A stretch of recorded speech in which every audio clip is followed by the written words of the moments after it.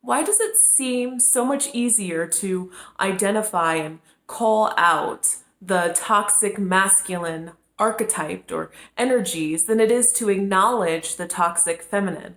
This is something that I began to notice more and more as I worked on the ongoing healing of my own distorted feminine archetype or template, which was actually pretty challenging to do because since we don't talk about it, it was hard to know where to begin with my own healing.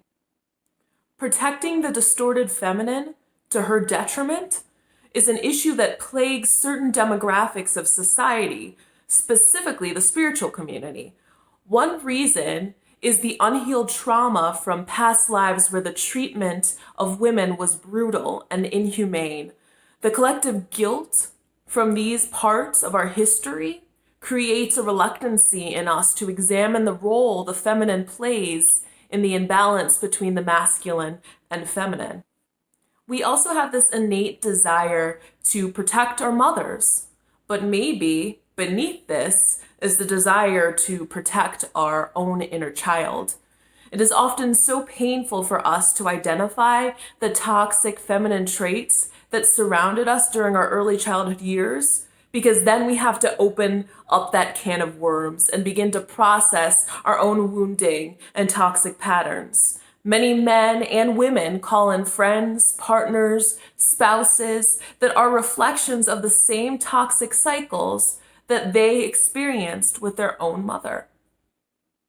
And it is this tendency towards self-preservation that often keeps us blind to these patterns.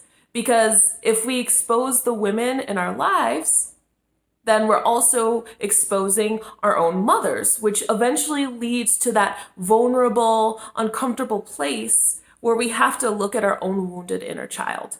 So instead, we continue to defend the emotional manipulation and mind games that are so present in the collective feminine energy.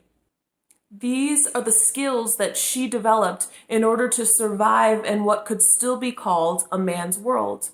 A world where masculine energy strives to protect the feminine while at the same time has committed the most heinous acts against his divine counterpart. So the question is, can we love the broken feminine without enabling her? I believe so. I believe that we can heal the distorted feminine template. But one of the defining characteristics of true love is honesty, which will require us to set boundaries with the toxic parts of the feminine that developed during her struggle to survive.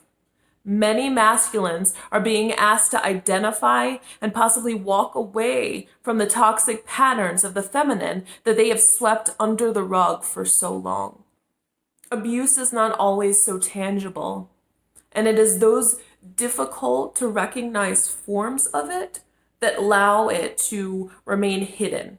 So, if we truly love our mothers, wives, sisters, daughters, the feminine within all of us, then we must work together to see her pain, but refuse to accept her poor treatment, so that once the feminine can reflect on and heal her toxicity, she has a safe, sacred place to exist in cooperation with the masculine.